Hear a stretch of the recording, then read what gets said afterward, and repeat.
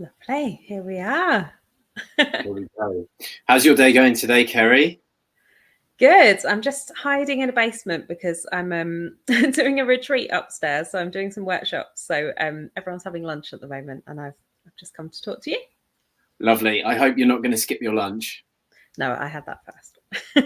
Yeah, good. A very quick wolf it down. Mm-hmm. So, give very, very quick background for you. So, my name's Neil Hogan. I work as the Deputy Managing Director at Charity People, and I've been there for 12 years, and I've overseen quite a lot of change in that period of time. And I'm the guardian of the culture there. Some people call me the Chief Happiness Officer.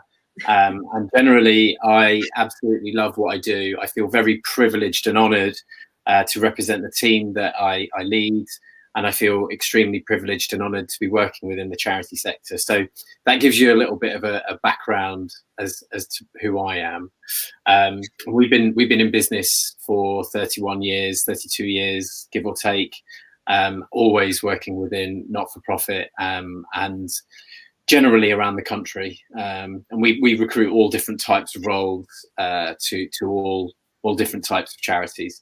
So that kind of gives you a bit of a background as to the company as well. I wanted to welcome our audience at home, everybody who is watching us on YouTube Live, and everybody who's watching us on LinkedIn Live. I'm delighted to be here today with Kerry Betram. Kerry is an incredible human being who has created a super interesting company called Brillant. And if you haven't heard of it already, you need to check it out. There's some really fun, cool content on there for you to go and have a look at. Kerry created Brillant back in February 2021. So it's been going now for around about 18 months, give or take.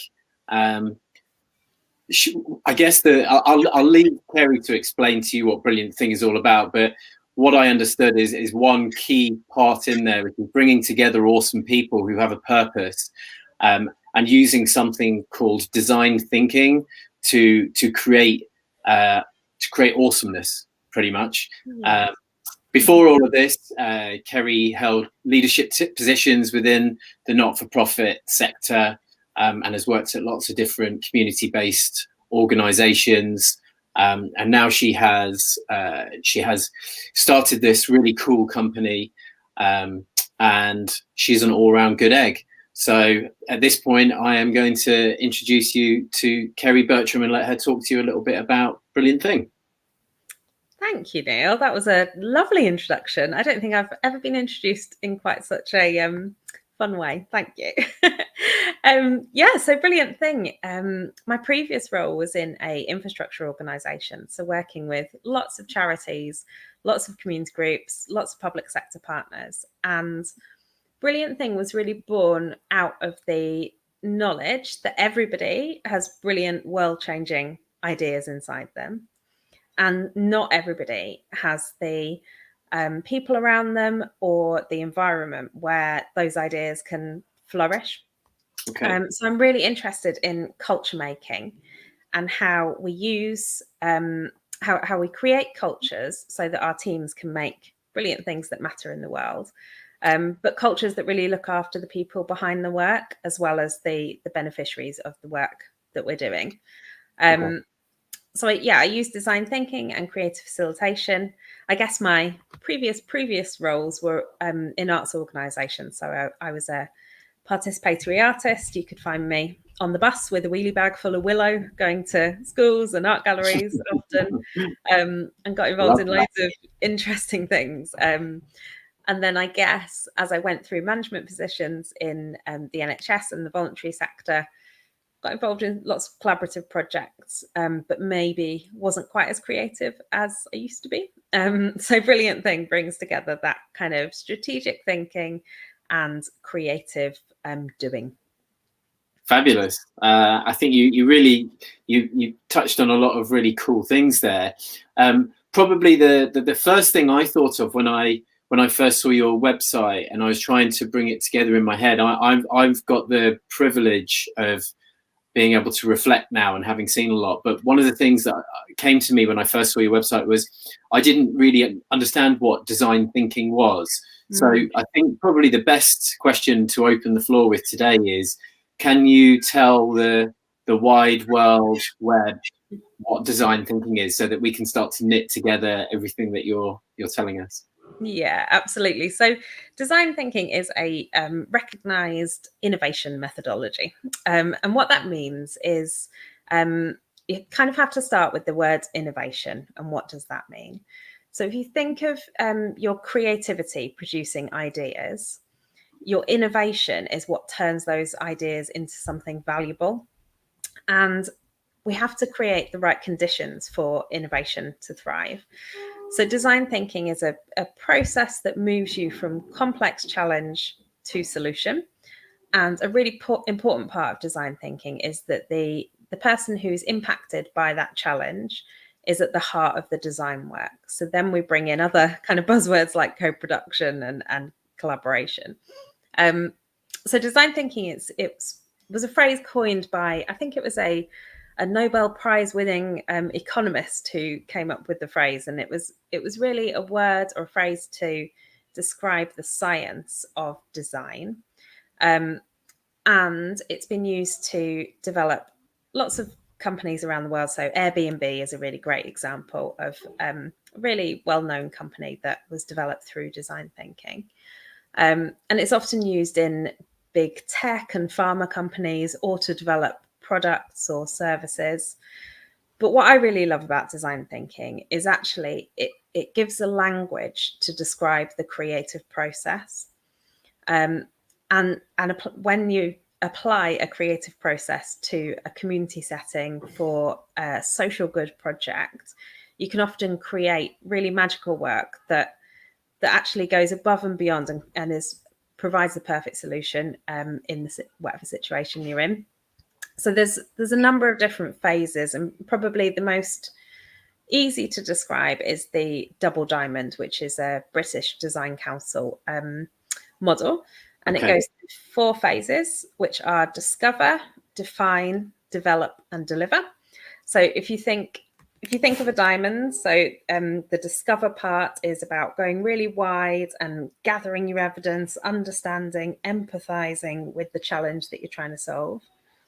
The define bit is thinking about the parameters of that work, what you can and can't do, your limitations, your frame. And I call that a frame to dance within. And then you have your design question. So how might we create this brilliant thing in this context that we're in? And then you start to develop ideas. So that's where you start prototyping and testing and trying out low risk versions and speaking to people and researching whether your potential solutions might work. And then you can refine those developed ideas into the solution that eventually solves your challenge. So I've applied this to designing community infrastructure around kind of food and supplies during COVID.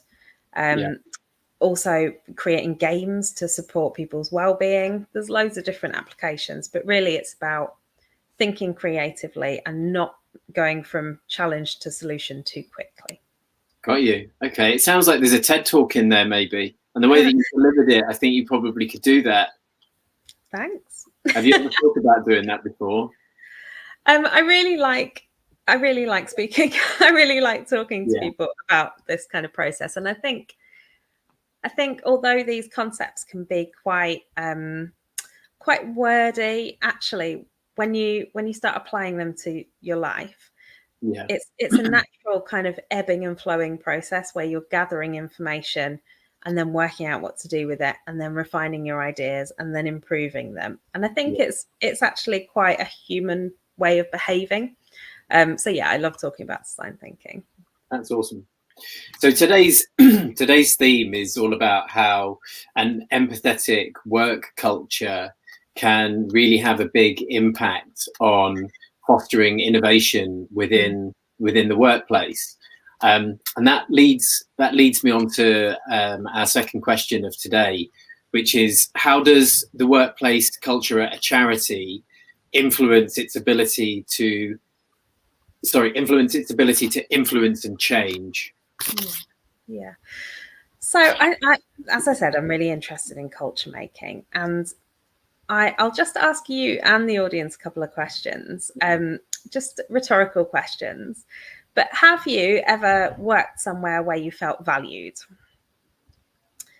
Yes. Yeah. And have you ever worked somewhere where you didn't feel valued, or seen somebody else work somewhere where they didn't feel valued? Absolutely, yes. Yeah. Yeah. And thinking back on those two different experiences, was your behavior different in those two situations? I tell you, because I've been at Charity People for so long, I can't remember what my previous lives held. Well, that tells you something as well, doesn't it? I've evolved a lot in that period of time, but I guess I've never changed too much as a human being, so maybe not. So I think often we see in organisations that people who don't feel valued are less motivated. They may be less committed. They may be less kind of invested in the cause, or invested in the work that they're doing towards that cause, particularly in the voluntary sector. Yeah. And I think in cultures where we value people, you see commitment, you see people going above and beyond, you see people talking about the work in a way that inspires other people and motivates other people. And I think those two different behaviours are really products of the culture. Right. So when we think about people being valued and how you feel valued, we often hear things like listening, being seen, being understood, being heard, being visible, being recognized. And those are all things, all outcomes of an empathetic culture. So I think the first really important result of an empathetic culture is that your staff feel valued, and you then get to benefit from all of those qualities and things that people bring to work. Okay. Would you say trusted would be in there as well? Yeah, absolutely. Trusted, autonomy, those kind of qualities that we all strive to have within our teams. And then the second thing that an empathetic culture can bring is diversity. So innovation happens when you put things together that weren't together before. So if you think about like substances in a chemical, what they called labs, when you put two things together, there'll be some kind of reaction. So it might explode, or it might fizz, or it might change color. And even if those two substances don't react, just by mixing them up, you're getting a different maybe texture, or a different essence of your substance. So innovation happens when we mix people up, when we have groups of people with different ways of thinking, different backgrounds, different experiences. And an empathetic culture is really welcoming to that diversity of thinking, diversity of experience. Because being empathetic is really about listening and seeing people's emotions and being with them in that, rather than being sympathetic, which is maybe where sympathy is about separation. So it's, I'm okay, you're not okay. Whereas empathy is about, we're together, whether we're okay or not. So an empathetic culture really welcomes in those differences. And then you're going to benefit from that through more innovative work. Absolutely. We've had some nice comments come through there. Hanan says innovation brings diversity. Yes. Yeah. And Dalitala, if I've pronounced that all, that's a question that we can have a look at the end. And Joseph is saying autonomy is definitely a big one for me. I've noticed the more entrepreneurial driving for more type of people seem to want more that move forward and feel valued. This chat is great. Thank you, Joseph. So leading on to the final question I wanted to ask you today, Kerry, is around how can we use design thinking to apply to our current situation and work out whether we need to change a job or whether it's time for a change? So I think that those phases that I mentioned, those discover, define, develop, deliver, provide a really nice framework to start thinking about some of these things. I would say if you have Googled, should I quit my job? Shall I change my job? Or if you've seen a great job and wondered about it, then it gives you an opportunity to spend some time with yourself and reflect. So those empathetic qualities of listening, of understanding, of seeing the person, applying them to yourself. So in that discovery phase, you might want to discover all the things that you enjoy about your current work and discover what other possibilities there might be, either to expand those or to shape your role or maybe to look for something else. Okay. And then there's the define stage, which is the parameters. So how much money do I need to earn? Where do I need to live? What do I need from this work? What kind of life do I want this work to allow me? Yeah. What's available? So that's your real kind of research phase. And then you move into the developing. So if I could create my perfect job, what would be in there? So what time of day would I start? What would the day look like? Who would I be working with? And then you can start to think about, well, actually, maybe there's elements of those needs that aren't being met that I could get outside of my job.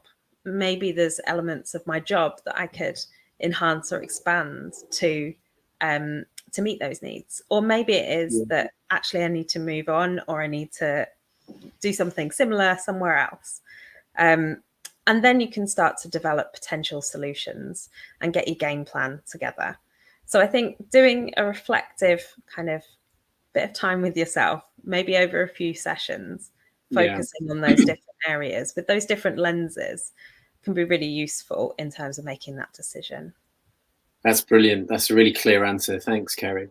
Okay, so at this point, I'm going to open up to the floor. If there's anyone out there who would like to ask any questions of Kerry while we have her, then please do make yourselves known now. If we can keep these questions related to the topic, how does an empathetic work culture lend itself well to innovation, then that would be great. I guess while we're waiting for those questions to come through, one quick question for you, Kerry, that's not on the script today is what's your dream job? Are you doing your dream job right now, or it seems like you might be. I designed my dream job and brilliant, made it. So I think there's elements of all the jobs that I've done in my past which have been part of my dream job, and I think gathering that knowledge over a number of years, and then applying it to how I want my life to be now, is why Brilliant thing exists. So yeah, this is my perfect job. It's lovely to hear that, because it's a very, very lucky, privileged position to be in. Probably not lucky because you've created your own luck. Sometimes people fall into it and they love their jobs. I love my job.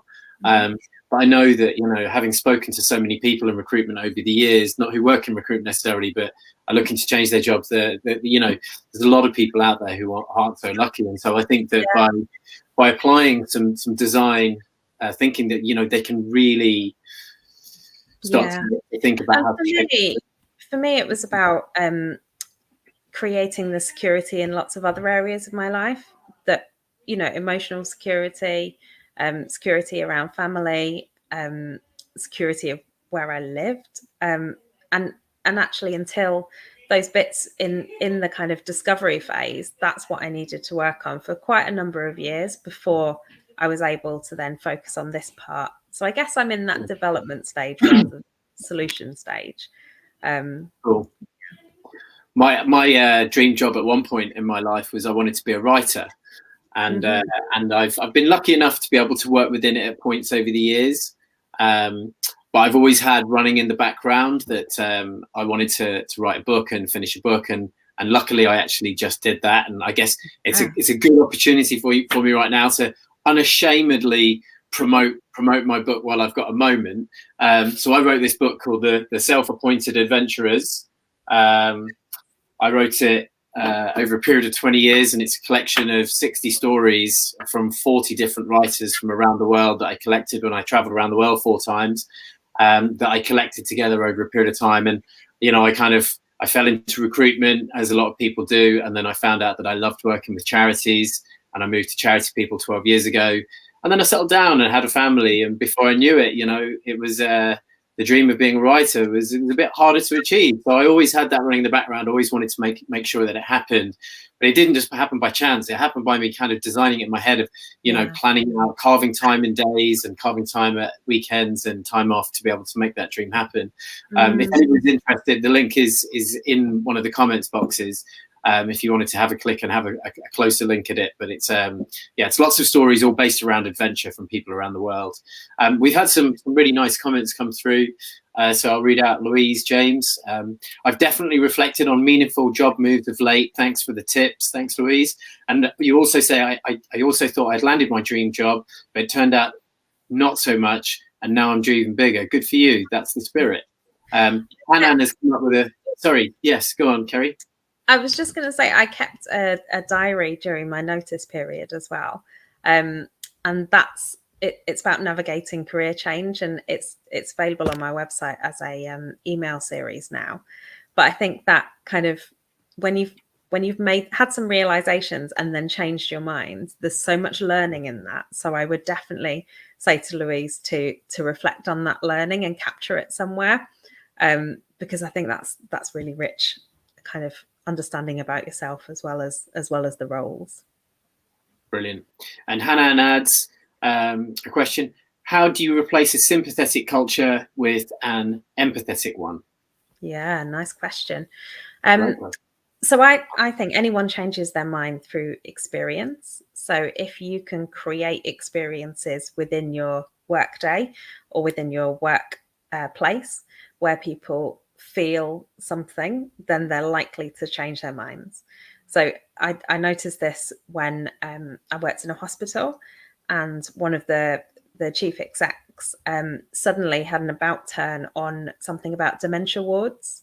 So it was around funding and dementia wards, and then later on found out that his mother sadly had dementia. And I think that gives a really kind of stark example of where an experience changes something as big as commissioning a new dementia ward. So I think no matter what role you're in your organization, it's always possible to create an experience for the people that you interact with. So design first what you want them to be thinking and feeling, and where what they're thinking and feeling now, and then design some kind of experience to help them experience that in real life. Thank you so much. Would you like to just tell everybody about your amazing retreat that you've got coming up as well? I would love to, yeah. So I'm really excited about this. It's an empathy and innovation retreat, and it's in Manchester towards the end of the month, this month, so the 20th to 22nd, a couple of places left. And it's all about learning and applying design thinking, but also it's for non-profit leaders, so and professionals, so charities, community groups, public sector workers. And it's about taking some time away from that day-to-day firefighting and taking some time to think about the bigger picture and learn some skills and practices to help you bring innovation, energy back to your teams and your organizations. And there's some really lovely, nourishing extras as well. So we've got a supper club, and everybody gets an acupressure appointment for free as well. So yeah, really excited. And all the details are on my website, I think. I was going to say, where do I sign up? That sounds incredible. Yeah, it's going to be great. Brilliant. Kerry, it's been a real pleasure to talk to you today. Thank you so much for your time and all of your amazing insight into design thinking. We wish you the very best with your retreat coming up, and it's a pleasure to get to know you. Oh, thank you, Neil. It's been lovely. Thanks. Okay, take care, everybody. Bye-bye. Bye-bye.